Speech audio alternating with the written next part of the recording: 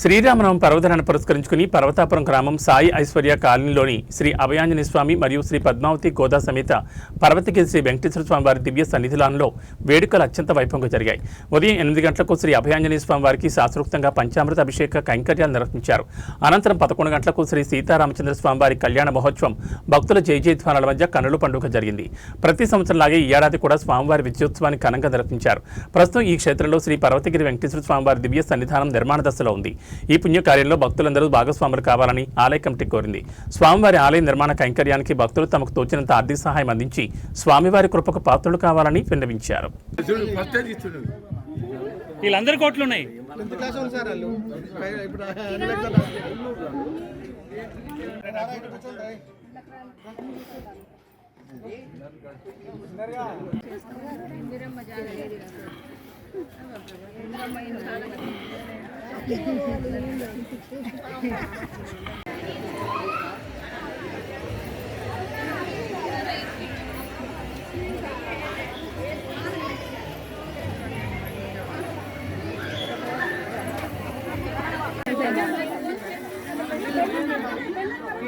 నరేందర్ సరే ఇక్కడ మాకు కూడా వచ్చారు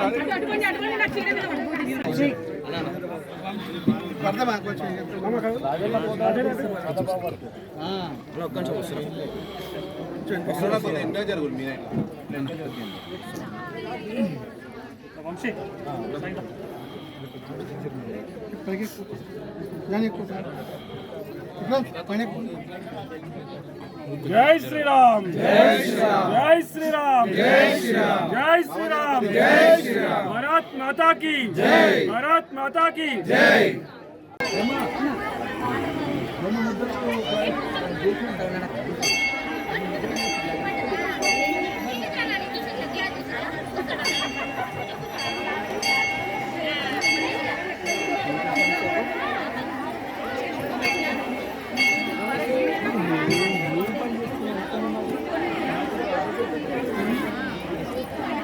కెమెరాలో వెళ్తుంది.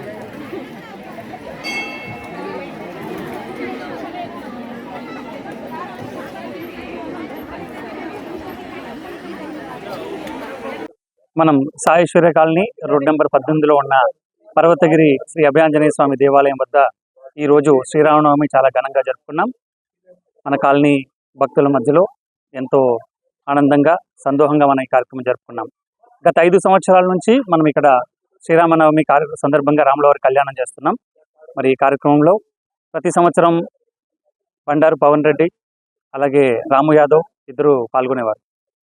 ఈ సంవత్సరం వారిద్దరూ లేని లోటు మాకు స్పష్టంగా తెలిసింది.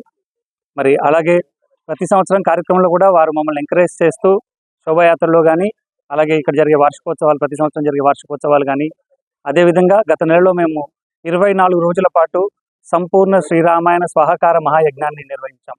24 రోజుల పాటు హోమం చేయడం జరిగింది.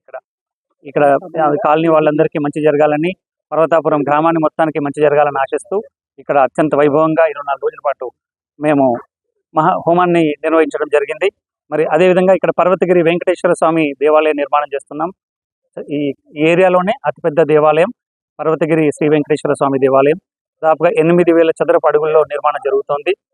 మరి ఈ సంవత్సరం ఆ దేవాలయం కూడా పూర్తి చేసి ఇంకా అత్యంత వైభవంగా ఈ మేడిపల్లి ఏరియాలోనే మనం కార్యక్రమం నిర్వహించుకోవడం జరుగుతుంది. జై శ్రీరామ్.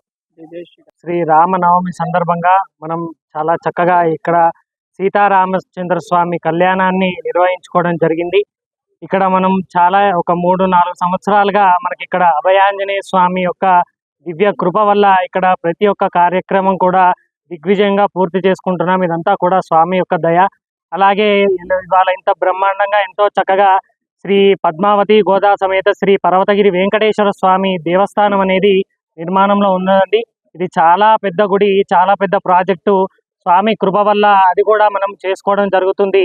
అలా గుడి కూడా మనకి స్లాబ్ లెవెల్ వరకు వచ్చింది.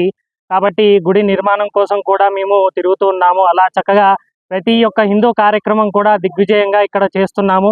ఇదివరకు కూడా చాలా కార్యక్రమాలు నిర్వహించుకున్నాము. శ్రీనివాస కళ్యాణం చేశాము, అలాగే హనుమాన్ చాలీసా పారాయణం చేశాము. అలా ప్రతి ఒక్కటి కూడా స్వామికి సంబంధించింది మనం ప్రతి సంవత్సరం అభయాంజనేయ స్వామి యొక్క వార్షికోత్సవం కూడా చేసుకుంటాము.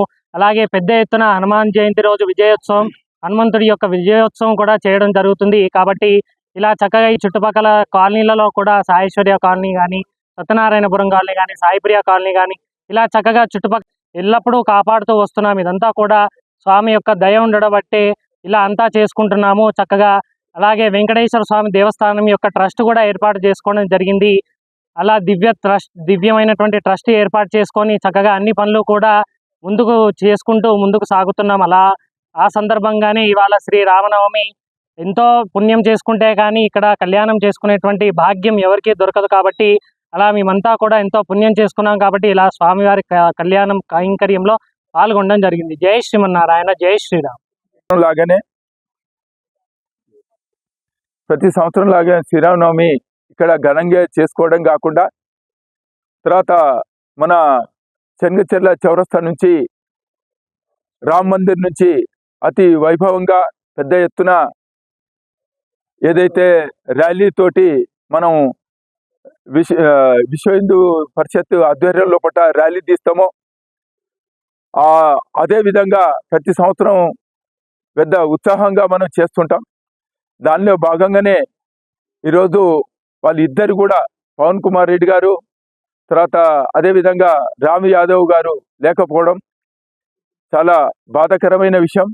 అయినా కానీ మన హిందూ ధర్మాన్ని కాపాడడానికి ఇలాంటి యువకులు ఎంతోమంది అవసరమని చెప్పి ఈ సందర్భంగా గుర్తు చేస్తున్నాను.